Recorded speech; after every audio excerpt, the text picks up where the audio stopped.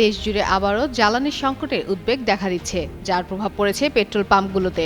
Bangladesh petrol pump owners association জানিয়েছে, যে কোনো সময় সারা দেশের পেট্রোল পাম্প বন্ধ হয়ে যেতে পারে। রোববার রাতে পেট্রোল পাম্প মালিকদের সংগঠন তাদের ফেসবুক পেজে একটি বিবৃতিতে এই কথা জানায়। তারা বলছে, তেল সরবরাহ খুব কম, এতে চাহিদা মেটানো যাচ্ছে না। অনেক মোটরসাইকেল চালক তেল নিতে এসে দীর্ঘ সময় অপেক্ষা করছেন। পাম্পের কর্মীরাও চাপের মধ্যে আছেন। ক্রেতাদের সঙ্গে তাদের ঝামেলাও হচ্ছে। সাধারণ মানুষরাও ভোগান্তিতে পড়েছেন।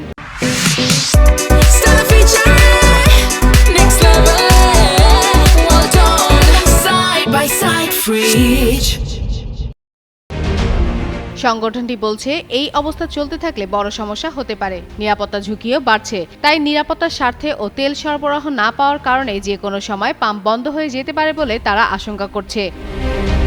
এদিকে আন্তর্জাতিক বাজারে তেলের দাম বেড়ে যাওয়া, আমদানির জন্য ডলারের ঘাটতি, পাম্পে পর্যাপ্ত তেল পৌঁছানোর সমস্যা এবং হঠাৎ চাহিদা বেড়ে যাওয়া সব মিলে এই পরিস্থিতি তৈরি করছে বলে মনে করছে বিশ্লেষকরা। শুধু ইরান যুদ্ধ নয়, দেশের ভেতরে সরবরাহ ও অর্থনৈতিক জটিলতাও বড় ভূমিকা রাখছে।